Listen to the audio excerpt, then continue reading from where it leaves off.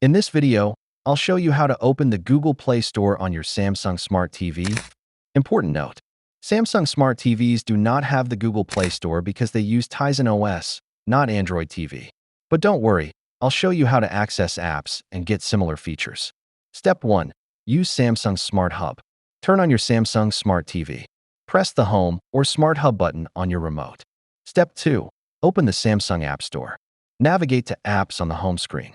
This is Samsung's own app store where you can download apps. Step 3. Search and install apps. Use the search bar to find the app you want. Select the app and click Install.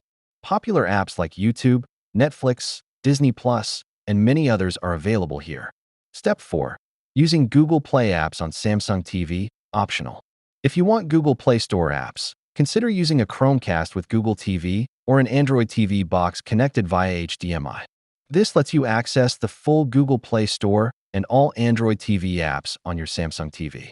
Thanks for watching. If you found this helpful, hit the like button and subscribe for more smart TV tips and tricks.